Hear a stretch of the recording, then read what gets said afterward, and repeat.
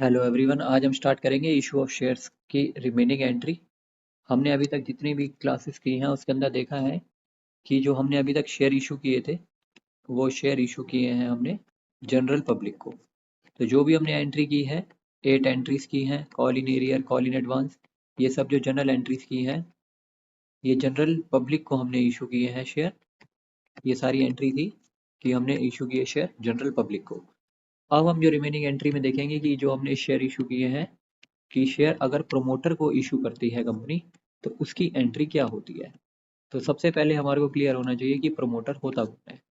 Promoter वो person होता है जिसने बिजनेस सेटअप किया होता है या जिसके माइंड में बिजनेस आइडिया आता है और जो बिजनेस को आगे लेवल तक लेके जाता है।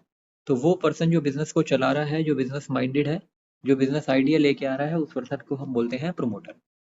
तो कंपनी क्या करती है, प्रमोटर को भी शेयर इशू करती है। तो जब वो प्रमोटर को शेयर इशू करती है तो वो प्रमोटर से वन टाइम में ही सारा पैसा रिसीव करती है। तो जब भी प्रमोटर को शेयर इशू करेगी कंपनी तो उस केस के अंदर एप्लीकेशन अलॉटमेंट फर्स्ट सेकंड इस तरीके से 4 केस में पैसा नहीं मंगाएगी, वन लॉट में ही पैसा मंगाएगी। और वो सिंगल एंट्री ही शो करेगी जब भी वो कंपनी प्रमोटर को शेयर इशू करेगी। तो एंट्री क्या होगी हमारी अगर कोई कंपनी प्रमोटर को शेयर इशू करती है तो हम नॉर्मल देखते हैं, दो एंट्री पास करते हैं, दोनों में से कोई भी एंट्री एक कर सकते हैं। तो एंट्री होती है हमारी formation expense account debit to equity share capital. ये एंट्री कर सकते हैं या इसके अलावा अगर ये एंट्री नहीं करनी तो इसकी जगह दूसरी एंट्री भी कर सकते हैं जिसका नाम होता है हमारा incorporation cost account debit to equity share capital. तो दोनों में से कोई भी एंट्री हम पास कर सकते हैं अगर शेयर जो है प्रमोटर को इशू किए जाते हैं। तो फॉर्मेशन एक्सपेंस अकाउंट डेबिट कर सकते हैं या इनकॉर्पोरेशन कॉस्ट अकाउंट डेबिट कर सकते हैं। एग्जाम्पल जैसे कि अगर मान के चलो 10,000 शेयर प्रमोटर को इशू किए हैं और एक शेयर जो है वो 100 रुपीज़ का है। तो नॉर्मल हम क्या करेंगे, जितने भी शेयर इशू किए हैं, जैसे 10,000 शेयर इशू किए हैं तो 10,000 इंटू 100 कर देंगे यहाँ पे। और यहाँ पे हम जो है 10 लाख रुपीज़ यहाँ पे शो करके दिखा देंगे कि 10 लाख रुपीज़ के शेयर हमने प्रमोटर को इशू किया है। तो सिंपल बस यही एक ही एंट्री होती है अगर प्रमोटर को शेयर इशू करते हैं तो फॉर्मेशन एक्सपेंस अकाउंट डेबिट कर दो या फिर इनकॉर्पोरेशन कॉस्ट अकाउंट डेबिट कर दो, एक ही बात है। नेक्स्ट हम देखेंगे कि अगर कोई भी कंपनी शेयर जब भी इशू करती है तो शेयर इशू करने के टाइम पे कुछ खर्चे होते हैं। जब भी शेयर इशू होगा तो कुछ एक्सपेंसेस बियर करने पड़ते हैं शेयर इशू करने के टाइम, कोई भी legal fees, documentation fees, brokerage वगैरह। तो शेयर इशू करने के टाइम पे जो भी खर्चे पे किए जा रहे हैं उन खर्चों को हम बोलते हैं शेयर इशू एक्सपेंस। तो इसकी भी हमें एंट्री करके बतानी पड़ती है क्योंकि कंपनी का खर्चा हुआ है। तो share issue expense example, company का शेयर इशू करने में 1 लाख रुपीस का खर्चा हुआ है। तो कंपनी इसको एंट्री में कैसे शो करके बताएगी।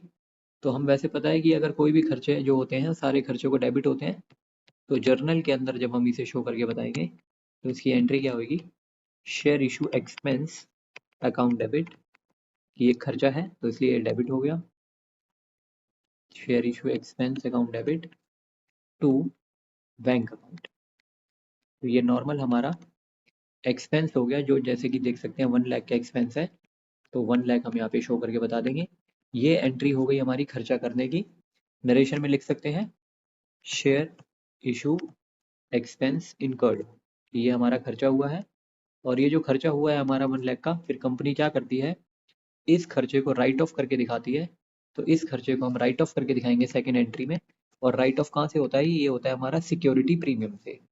तो सेकेंड एंट्री जो होती है हमारी security premium account debit to share issue expense account. जो ये 1 लाख है हमारा, ये हम सिक्योरिटी प्रीमियम से राइट ऑफ करके दिखा देंगे और नरेशन लिख देंगे write off share issue expense. इस तरीके से हम इसे राइट ऑफ करके दिखाते हैं। अगर क्वेश्चन में सिक्योरिटी प्रीमियम होगा तभी ये राइट ऑफ होगा।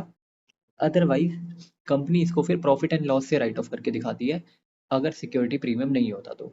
जनरली सिक्योरिटी प्रीमियम होगा तो वो जो है सिक्योरिटी प्रीमियम से ही राइट ऑफ होगा। तो शेयर इशू एक्सपेंस जो हमारा होता है वो उसकी दो एंट्री करते हैं, एक एंट्री एक्सपेंस होने की और दूसरी एंट्री राइट ऑफ होने की।